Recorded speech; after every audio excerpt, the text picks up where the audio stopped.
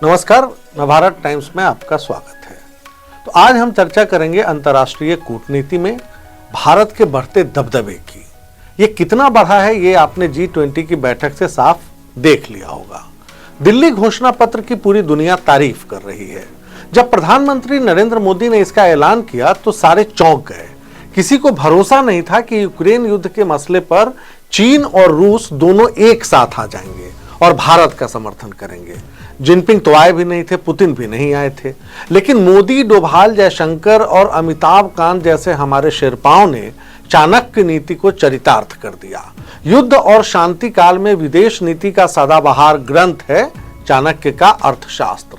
मोदी की अगुवाई में भारत ने, इंडिया में नहीं कहूंगा, भारत ने इसे साबित कर दिखाया और G20 की मीटिंग में इसको चरितार्थ किया। और क्या साम्यता है। चौथी सदी ईसा पूर्व में चाणक्य ने जब कूटनीति के सिद्धांत बताए तब हम मेसोपोटामिया, यूनान और रोम तक के संपर्क में थे। उसी स्पाइस रूट को फिर से जिंदा करने पर G20 में सहमति बनी। भारत, मध्य पूर्व और यूरोप तक सड़क, रेल और जल मार्ग की कनेक्टिविटी। मतलब समझ लीजिए, अगर चीन वन बेल्ट वन रोड से पुरातन सिल्क रूट बना रहा है तो हम भी स्पाइस रूट से उसका जवाब देने वाले हैं। खैर, चाणक्य की साम दाम दंड भेद वाली नीति तो सब जानते हैं, लेकिन अंतर्राष्ट्रीय कूटनीति के जो 6 सिद्धांत हैं वो बड़े काम के हैं। इसको जरा देखिएगा ध्यान से। पहला शांति, दूसरा विग्रह यानी युद्ध, तीसरा आसना यानी तटस्थता, चौथा यणा यानी युद्ध के लिए मार्च की तैयारी, पांचवा सामरस्य यानी गठबंधन और छठा द्वैधी भाव यानी एक के साथ जंग तो दूसरे के साथ शांति। इसमें शांति का सिद्धांत अहम है। कौटिल्य कहते हैं कि अगर राजा को लगे कि दुश्मन की सेना की ताकत समान है और जंग लड़ने का मतलब है दोनों तरफ तबाही का न्योता, तो इस हालत में हमें क्या करना चाहिए? समझौता, यानी तटस्थ बने रहिए और शांति का प्रयास करिए। जवाहरलाल नेहरू ने कौटिल्य की आसन नीति अपनाई, जिसका परिणाम थी गुटनिरपेक्षता। मोदी ने क्या किया? कौटिल्य की संधि, आसन और सामरस्य नीति का कॉकटेल तैयार किया। रूस के राष्ट्रपति व्लादिमीर पुतिन को उनके मुंह पर सुना है कि यह समय युद्ध का नहीं है। आपको याद होगा जब सितंबर 2022 में मोदी ने यह कहा था तो पूरी दुनिया हमें दाद दे रही थी। हम युद्ध में किसी के साथ नहीं हैं, लेकिन तटस्थ रहते हुए राष्ट्रीय हितों के मुताबिक फैसले लेते रहेंगे। मतलब रूस से तेल भी लेंगे और पुतिन को अपना स्टैंड भी बताएंगे। खैर, मोदी सरकार G20 के दौरान इसी नीति पर चली, इस कॉकटेल वाली नीति पर।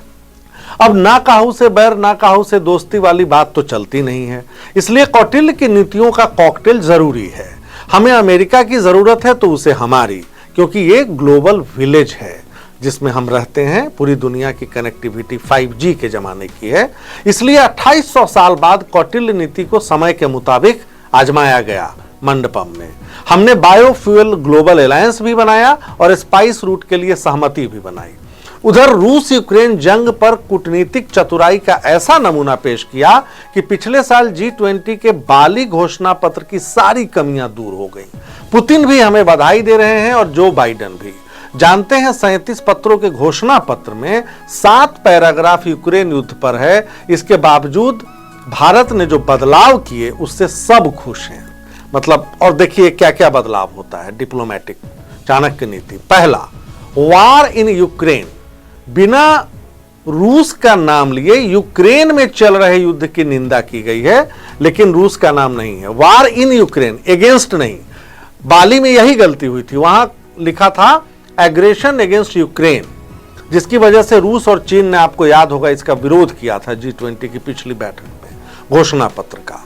तो ये एक पहली सफलता भारत की। दूसरी, आप देखते रहिएगा स्क्रीन पर, 7 बार यूक्रेन जंग का जिक्र हुआ, लेकिन रूसी सेना की वहां से पूर्ण वापसी का कोई जिक्र नहीं है। क्यों? क्योंकि हमने तो कहा कि यूक्रेन में युद्ध हो रहा है, कौन कर रहा है इसका जिक्र ही नहीं है। इसलिए चीन आसानी से इस बात पर मान गया, इस टेक्स्ट पर। वो नहीं चाहता था कि कहीं भी युद्ध के लिए रूस को जिम्मेदार ठहराया जाए।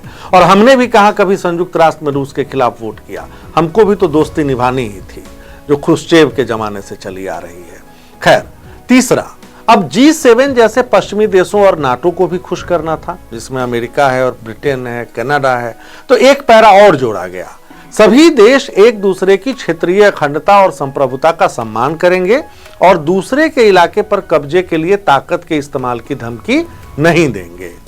चौथा पॉइंट, आइए, पुतिन ने चाहे कितनी बार भी परमाणु बम और मिसाइल दागने की धमकी दी हो, लेकिन दिल्ली घोषणा पत्र में बेहद चालाकी से ये बिना किसी देश का नाम लिए कहा गया है कि परमाणु हथियारों के इस्तेमाल की धमकी अस्वीकार्य है, अनएक्सेप्टेबल शब्द, जिसका सही जो हिंदी में है शब्द वो अस्वीकार्यता है।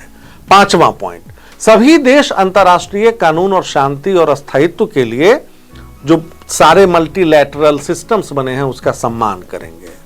तो हमने क्या किया है, पांचों पॉइंट आपने समझ लिए।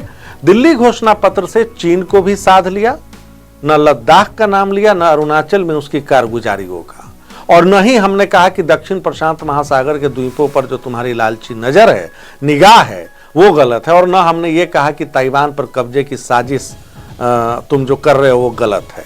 लेकिन घोषणा पत्र में परोक्ष तरीके से वो सब कुछ था जो हम चाहते हैं। तो इसमें कोई शक नहीं कि टीम मोदी चाणक्य के नक्शे कदम पर चली, जिससे रूस से हमारी दोस्ती भी कायम रहेगी और चीन से हमारी दुश्मनी भी नहीं बढ़ेगी। आज के लिए इतना ही, बुधवार को फिर मिलेंगे, तब तक के लिए नमस्कार।